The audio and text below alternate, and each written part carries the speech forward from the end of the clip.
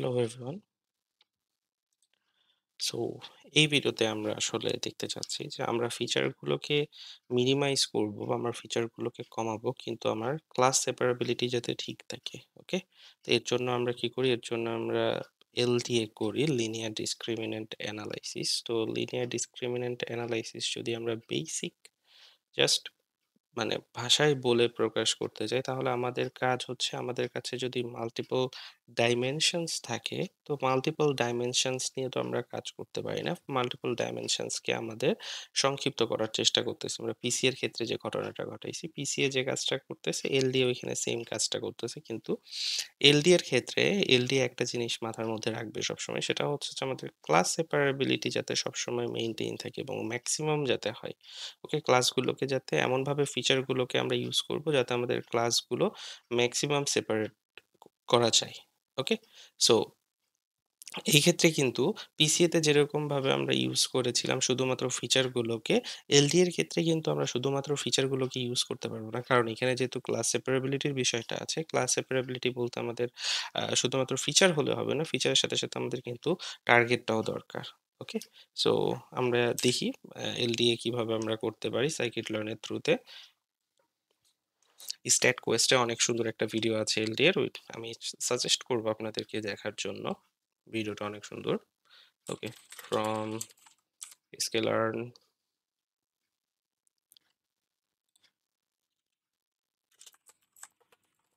import datasets, আমরা ডাটাসেট নিতে চাচ্ছি। তো ফর এক্সাম্পল আইরিশ ডাটাসেটটাই আমরা আপাতত নিই।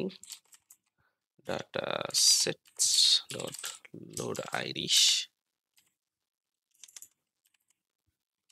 লোড আইরিশ, তাহলে আমার যে আইরিশ ডাটাসেটটা আছে সেই ডাটাসেটটা লোড হয়ে যাবে। Features equal to iris dot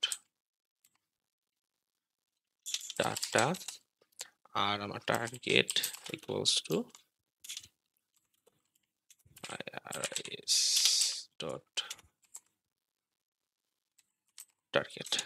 ওকে, তো আইরিশ ডট টার্গেট আমি এখানে পেয়ে গেলাম। এখন আমাদের কাজ হচ্ছে এলডিএ করা। ফর এক্সাম্পল এলডি এর জন্য আমি একটা এলডি এর ভেরিয়েবল নিচ্ছি। আগেরটার মতো আমাদেরকে এলডিএ টা ইউজ করতে হবে। যেহেতু আমরা এখানে ডিসক্রিমিন্যান্ট অ্যানালাইসিস এর কথা বলতেছি, স্কেলার্ন ডিসক্রিমিন্যান্ট অ্যানালাইসিস ইম্পোর্ট লিনিয়ার ডিসক্রিমিন্যান্ট অ্যানালাইসিস। আমাদের এখানে লিনিয়ার ডিসক্রিমিন্যান্ট অ্যানালাইসিস এর একটা অবজেক্ট তৈরি করতে হবে, এবং এর মধ্যে আমি কতগুলো কম্পোনেন্ট চাচ্ছি, আমি শুধুমাত্র ফর এক্সাম্পল একটা কম্পোনেন্ট চাচ্ছি, আমার একটা কম্পোনেন্ট এখানে বলে দিতে হবে। এরপরে ফিচার্স মানে আমি ট্রান্সফর্ম যে ফিচার আছে সেটাকে রাখতে চাচ্ছি, তাহলে এলডিএ কে কল করব। এলডি কে কল করার সময় আমার ফিচারগুলোকে দিতে হবে, নর্মাল ফিচার, এবং তার সাথে আমার যে টার্গেটটা আছে সেই টার্গেটটাকেও দিতে হবে। ওকে,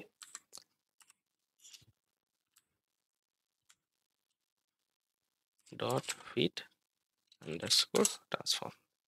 ওকে, তাহলে আমার যে ফিচারটা আছে ফিচারটা ট্রান্সফর্ম হয়ে আসবে। আমি যদি এখন প্রিন্ট করতে চাই, প্রিন্ট ফিচার্স ডট শেপ আর ফিচার্স ট্রান্সফর্মড ডট শেপ 1।